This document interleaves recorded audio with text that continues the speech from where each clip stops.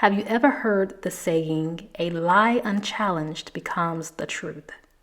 Well, unfortunately, with a cultural icon as big as Marilyn Monroe, when it comes to her life and legacy, there are more lies than truth, more fiction than fact, and more illusion than reality. Today I'm going to discuss 10 of the biggest myths associated with the late, great Marilyn Monroe. Let's get into it.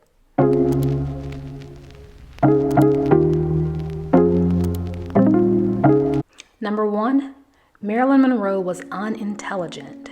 Now, I wanted this one to be the first one I discussed because, believe it or not, there are a lot of people that still think Marilyn was actually a dumb blonde in real life, and this could not be further from the truth. I think people forget that Marilyn Monroe was a character, an alter ego-like persona that was created and curated for Marilyn, well, Norma Jean. I spoke about this in my last video about Marilyn, that in the acting world you are cast for your type, and that could be the girl next door, the nerdy tech kid, or the underdog turned popular. In Marilyn's case, her type or brand was the blonde or the ditzy girl, so that's the character that she portrayed in a lot of her big roles.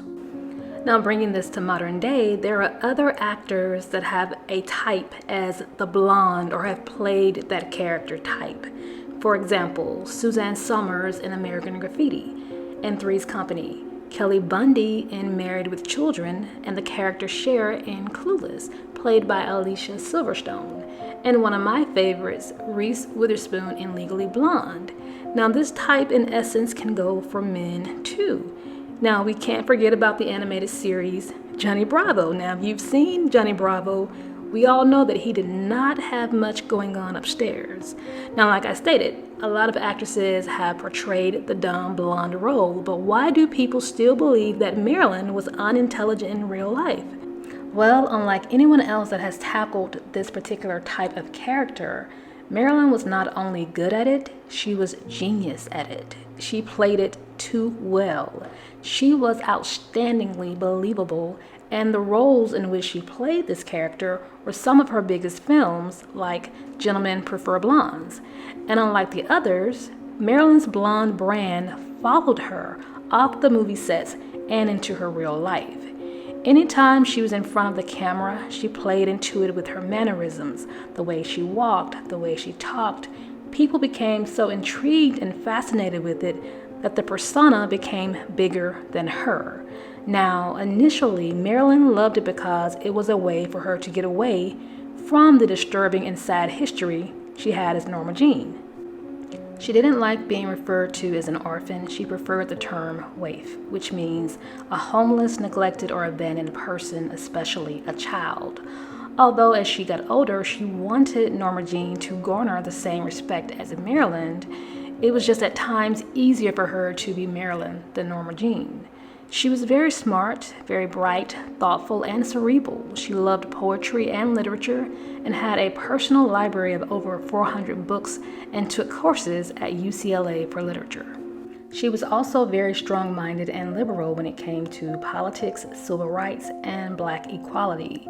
When Marilyn found out that jazz singer Ella Fitzgerald was having trouble booking clubs, Marilyn called this particular nightclub and stated that she would sit in the front row every night for a week if they would book Ella.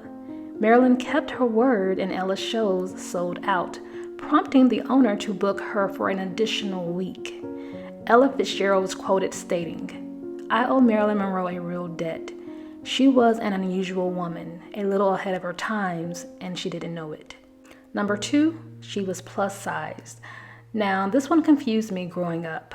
I've been a fan of Marilyn since I was a small child, but when I got older, I kept hearing people referring to her as plus size and saying things like, "Did you know that one of the most beautiful women in the world was full-figured and a size 12? I think I may even remember someone referring to Marilyn also as a size 16 at one point. I just remember looking at her on the screen and in pictures feeling very confused because she didn't look like a size 12 to me. In my opinion, she looked very small and petite. Now, she was curvy with rounded arms, which gave her more of a soft, curvaceous body type. but to me, she looked more like a size 4 to a size 6, just depending on the different times in her career. Now, her height was reported as 5'5.5" Her weight was around 118 to 140 pounds. Her bust was 35 to 37 inches, and her waist was 22 to 23 inches, and her hips were about 35 to 36 inches. Now, if you go back to the history of pageantry, these measurements are considered what is known as the perfect 10. Now, why was Marilyn labeled plus size when she wasn't? The thing that I thought about first was that maybe back in those days, the standard of measurement for clothing was different. But even if it was, it would still have to be way off to label Marilyn a size 12 or 16. I think maybe Marilyn got this label because she was not only curvy, but she just filled out her clothes differently from others. She has a very feminine appeal, and with a 22-inch waist and bust and hips around 35 inches, you can't help but to have a curvy Coke bottle type shape. I've always said that Marilyn's body type is one of my favorites, and I've always loved how she embraced her curves. Marilyn's whole image and marketing just really worked for her. I also think that she was labeled plus size because she didn't have what was considered a perfect body. In her early modeling photos, Marilyn did not have a six-pack, abs, or toned arms. And a lot of times, especially if you are a model, if you don't have those things, you are considered out of shape. But for Marilyn, her body type was still deemed attractive and desirable. Number 3, Marilyn made a lot of money. She was super rich, super wealthy. This is not true and was very shocking to me. Now, I know with actors and being a film star in Hollywood, there is an assumption that if you're on TV, then that means you're wealthy or you're rich. Only a small percent of actors are wealthy with steady income, and those most likely would be your quote-unquote Hollywood stars. First of all, acting is one of the hardest careers to pursue because there is a lot of rejection, a lot of politics, a lot of Hollywood standards and rules you have to play by. Sometimes bookings and gigs can be few and far in between. You often have to have a job while pursuing acting jobs. Now, on the flip side of that, there are what we call working actors that are not necessarily household names, but still make a nice, steady income. And I will say that if you train and you work really, really hard, you can be successful at acting. You just have to understand the business side and take it serious. But that doesn't take away the assumption that actors make a lot of money. Even with myself knowing that, I still assumed that Marilyn made a lot of money. Marilyn was a star and is still a star and is still one of the biggest brands even after her passing. People watch Marilyn Monroe films for Marilyn Monroe. And if you noticed, I said Marilyn Monroe films on purpose, not to take away from the other actors involved in the films, but Marilyn definitely had a magnetizing effect. I used to wonder, how did other actors starring alongside her or even just in scenes with her feel? Because as shy and reserved as she was in real life, as much as she struggled with her past trauma, one thing you did know about Marilyn was that when she got in front of that camera, she was going to turn it on. The proof is in the pudding. Marilyn was a beast when it came to being Marilyn. You had to know that she was going to go into beast mode. The character Marilyn Monroe was so specific and mesmerizing that she brought a lot of star power to her films, and to not pay her for that is ridiculous. So it was reported that Marilyn was paid less than her fellow actresses. In the movie Gentlemen Prefer Blondes, Marilyn was paid 10 times less than Jane Russell. Marilyn was under a studio contract at the time, so her monthly pay was around $1,500, and it was reported that Marilyn only got paid $100,000 to $150,000 for the movie as a whole. Now, it was reported that in an interview about the film, when a reporter questioned her about the pay difference, Marilyn stated that money was not important to her and that she'd rather be adored. But she also joked that the movie is called Gentlemen Prefer Blondes, And I reiterate, the movie is called Gentlemen Prefer Blondes. Marilyn is the blonde in the movie. She is literally the movie title. Now, Jane Russell did a great job in the film and also has a great presence. But to be honest, I watched the film because of Marilyn. If Marilyn wasn't supposed to be the star, I do think she stole the show. She always said that it was the people that chose her as the star and not the studios. But I guess in this case, the cliche statement is not true. Some gentlemen don't prefer blondes. Number 4, she was confident. So in actuality, Marilyn was very insecure, which I can naturally understand. With her background not having a stable home and in and out of foster care, I can see why she didn't feel centered and secure within herself. Her kind of upbringing worked against that. She felt unwanted, not having her mother and her father. So I can imagine she dealt with feelings of abandonment, rejection, and probably questioning herself as a person, questioning her worth. You have this young, vibrant girl with high hopes and bright eyes, but married young and in a fast-paced industry such as Hollywood. Now, at first, Marilyn went by and worked as Norma Jean with her brown hair before she dyed it blonde. It was also reported that Marilyn had some plastic surgery, such as work on her chin and rhinoplasty. But perhaps one of the biggest insecurities was her being afraid of not being her best. A lot of people close to her or around her stated that that was one of her biggest fears. It was reported that Marilyn was afraid of disappointing the ones she loved. Marilyn was also known as a perfectionist and had severe stage fright, so much that she would break out into hives. She was so afraid of getting it wrong, she would practice her lines and work on her roles for hours and hours at a time, which now makes sense to me because you can see how meticulous she was in her roles, from the way she smiled, laughed, talked, walked. Marilyn really had it down to a science, and for someone afraid of being rejected or afraid of not being good enough, I can see why she felt the need to work so hard, because I don't think she wanted to bear the pain or the embarrassment of being hurt, especially with her background. Yes, in some way it all worked out, but it just helps me understand why Marilyn was so analytical and particular about how she carried herself in public. She was scared.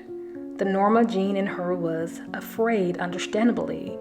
And when she was married to Arthur Miller, while filming in England the movie The Prince and the Showgirl, she found some notes from him that at the time he claimed were sketches for a new character. The notes stated that he was disappointed in their marriage and that sometimes he was ashamed of her in front of his friends. So this was another rejection, and I'm sure this aided to her insecurity. To discover your husband stating that he is disappointed in the marriage, it was a low moment and devastating for Marilyn, and she even wrote about it in her diary that has now been published. She stated, "I guess I have always been deeply terrified to really be someone's wife, since I know from life one cannot love another, ever, really. Starting tomorrow, I will take care of myself, for that's all I really have, and as I see it now, have ever had." And also in these diary notes, Marilyn addresses her fears and how she was working hard to tackle them. And I know people would look at her and wonder on a surface level, just taking into account her beauty. How is she insecure? How is it possible? It is very possible. It's not just how others see you or think of you, but it's truly about how you feel about yourself. And I think Marilyn was searching for something deeper, a love that saw way past her beauty. Number 5, she had no acting talent. This is far from true. A lot of people say and think this because she played the stereotypical dumb blonde characters.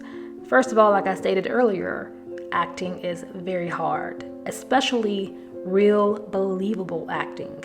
The job of an actor is to really not act, but to search for the truth, to just be, to be in the moment. Playing dumb is hard, and you have to be really smart to do so.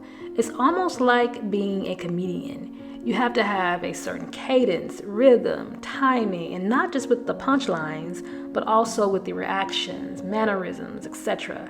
And And if you watch some of Marilyn's dumb blonde roles, her comebacks were actually witty and honest and quite clever. In Gentlemen Prefer Blondes, when talking to her suitor's father, he says, "You just want to marry my son for his money." And she replies, "No, I want to marry him for your money." That was honest. And although the dumb blonde characters are frowned upon, at least hers spoke truthfully. Some people do marry for wealth. She embodied her characters so truthfully, and that is acting. Now, Marilyn wanted to play more serious roles, but of course the studios didn't offer her those roles because the dumb blonde character and Marilyn were magic, and it made them a lot of money. Marilyn even eventually bought her own production company to fight against the machine that was against her playing different roles. Marilyn was a real actress and a committed student of the craft. She studied with Lee and Paula Strasberg at the Actors Studio, and the Strasberg technique is studied still to this day. And also when she was on set, she would bring her acting coach, Natasha Lights. I reiterate, Marilyn was a perfectionist and she wanted to get it right.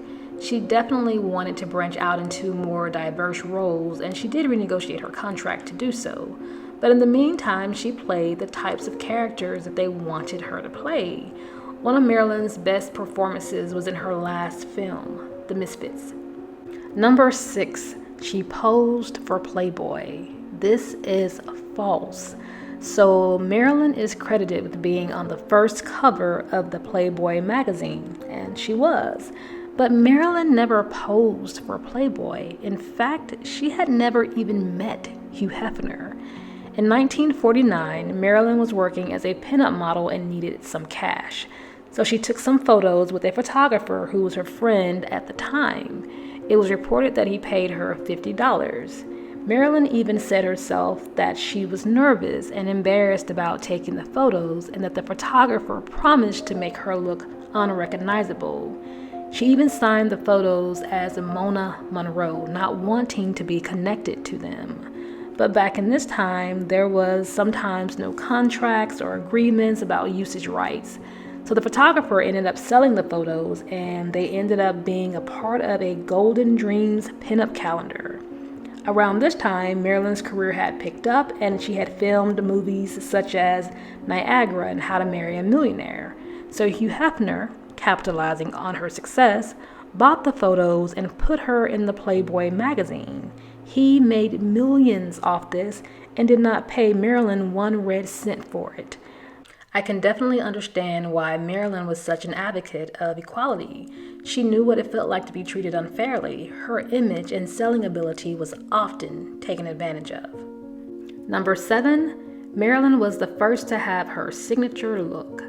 So Marilyn was not the first to have her signature look, which is the sleepy lowered eyelids, the plush velvety blonde hair, and the red lips. Now, others in the 1950s also tackled this look. For example, Jane Mansfield, but no one rocked it quite like Marilyn. But before Marilyn, there was Jean Harlow. And to know Marilyn, you must know Jean Harlow, who was a popular actress during the 1930s. She was also known as a sex symbol and played the bad girl roles, and was the first one to rock the icy blonde hair and red lips. Marilyn was a huge fan of hers and looked up to her. She was Marilyn Monroe's Marilyn Monroe. Marilyn often talked about her and how she loved her look and how she saw herself in Jean Harlow. She wanted to be just like her. Marilyn really took to her and adapted a lot of her looks and poses, as you see here. She gravitated towards her and was even set to play her in an autobiography. Marilyn related to Jean and wanted to tell her story. Now, unfortunately, the biopic never happened. Here are even some pictures of Marilyn cosplaying her. Also, Jean and Marilyn were eerily similar in their upbringings, including both being married 3 times. Jean was noted as the first blonde bombshell in film, known for her curvy figure and childlike innocence. Sound familiar? She was also seen as the dumb blonde, and also, just like Marilyn, passed away tragically at a very young age. Jean passed away due to binge drinking and kidney failure. We are all a culmination of things we admire, study, and relate to, and Marilyn definitely studied and was influenced by Jane Harlow, and made no secret of it. They always say study and take from the greats, but make it your own, and Marilyn did just that. Number 8, Marilyn never knew her father. Yes and no. She eventually knew of him, but never met him. According to a French-made documentary, it was recently discovered that Charles Stanley Gifford was her father due to a DNA test done by using a strand of Marilyn's hair, and the other DNA sample came from Gifford's single surviving granddaughter, Francine Gifford Dare, and it proved to be a clear match. Marilyn's mother, Gladys Pearl Baker, had put her ex-husband's name, Martin Edward Mortensen, on Marilyn's birth certificate, but was separated from him at the time. It was reported that Marilyn's mother had an affair with her co-worker, Charles Stanley Gifford, who worked at Consolidated Film Industries. She worked there as a negative cutter. She became pregnant with Marilyn around this time. There are reports that state that when Marilyn caught wind that this may be her father, she did try to reach out to him a few times, but was refused. It was said that he did not want to connect with her in fear that he would upset his then wife and children. Gifford's daughter, Bernice Baker Miracle, who is believed to be Marilyn's half-sister, wrote a book called My Sister Marilyn, and noted that Marilyn confided in her that Gifford had visited with her when she was in the hospital on an undisclosed date. Miracle recalled Monroe telling her, "The first time I saw my father, I was lying flat on my back in the hospital. I looked at him and I studied his face and features, and I saw that mother had told me the truth, that he was my father." Here's a picture of Bernice, and I think they kind of look alike. What do you all think? Number 9, Marilyn had an affair with JFK. Now, this is one of the biggest scandals that is associated with Marilyn. The question to this day still looms: did Marilyn Monroe have an affair with JFK? If you try to Google them together, the only legit photo you will find of them is at the Madison Square Garden at the event where she sang "Happy Birthday" to him in 1962. In the picture, you will find her standing beside him and his brother Robert, who was also alleged that she had an affair with. Some sources state that she only had a one-night stand with JFK at Bing Crosby's Palm Springs house party, and that the affair was largely exaggerated. Other sources claim that it was a full-on affair that left Marilyn secretly devastated. No one has been able to completely confirm or deny, which leads me to believe that maybe there was some affiliation with JFK, but I also believe that the powers that be did not want the world to get wind of it. And it doesn't have to mean she had an affair with him. Their interactions could have been completely innocent. But because of the tabloids and rumors swirling around them, they wanted to make sure that the starlet had no connection with the then president, who of course was married. I find it odd that there is just one photo of them on the internet. Also, it was said that due to the tabloids and rumors, that they were not allowed to be photographed together. The only photographer allowed in the celebratory event the night she sang to him on stage was White House photographer Cecil Stoughton. It makes me wonder if there were more pictures of them somehow, but were perhaps scrubbed from the internet. This is one of those myths that we just don't have enough information to deem absolutely true. And like I said, even if there was some kind of affiliation or connection between them, there is not enough information to figure out the depth and duration of their relationship.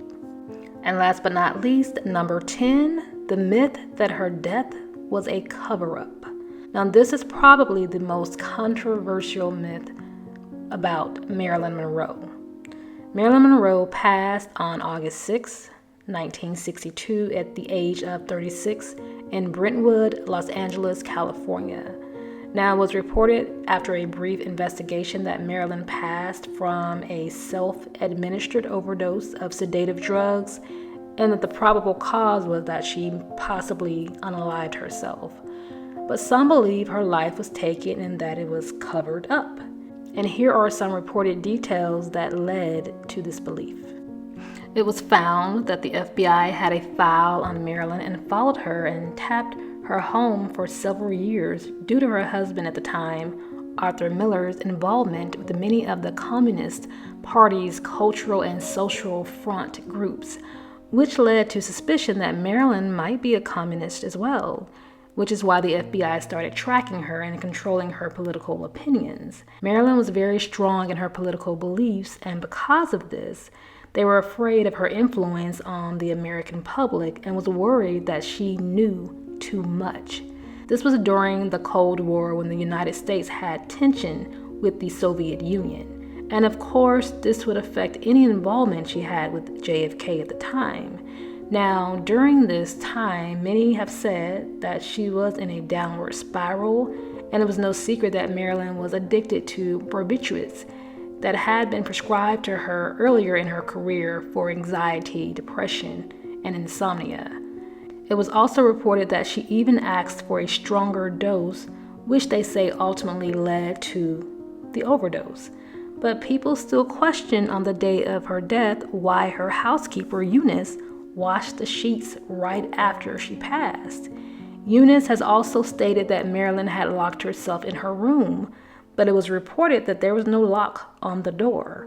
I also read that it was questioned if Marilyn actually consumed the pills because there was no drinking glass found in the room, and there was no way she could swallow all those pills dry.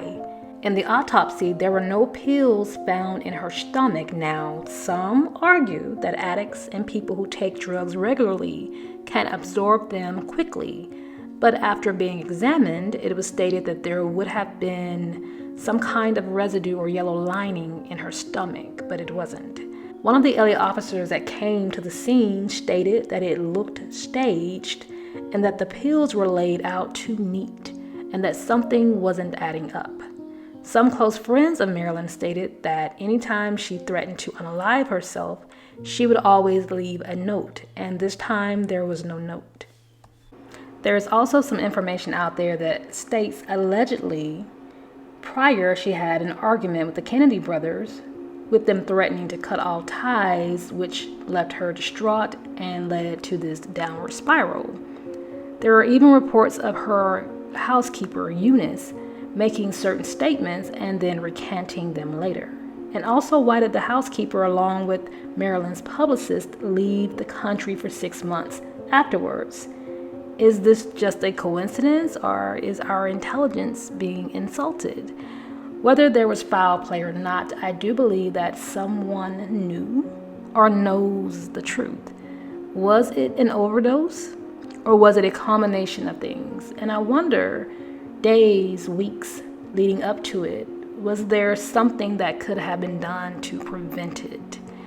Was this truly an accident? But to make it clear that there was no foul play, was it staged so no one could point the fingers? Unfortunately, with this myth, we can only go by what was reported and interpret what we believe. There are so many conspiracies surrounding this that it's hard to know what is fact or fiction. And with a star as big and controversial as Marilyn, you're going to find tons of reliable and unreliable information on the internet. It's almost as if the machine that became this huge, big Marilyn Monroe figure was too big even for her to control. And there are so many more details, conflicting information, and conspiracies around this particular myth that I haven't even begun to scratch the surface. It really deserves its own video. In conclusion, I hope this video has cleared up some of the myths, misconceptions, and has given clarity about who she was as a person. There are still some hidden truths that we may never know. But what we do know is that on June 1st, 1926, a star was born named Norma Jean, who not only fulfilled her dreams of becoming a beloved actress, but who also found a way to live forever. And her name was Marilyn Monroe. If you made it to the end of this video, give it up for yourselves and thank you so much for watching. I know there was a lot of information, but I really do want to know what you all think. So please leave your thoughts in the comments section and let me know what kind of video you want to see next. Please don't forget to like, share, and subscribe, and I'll see you in the next one.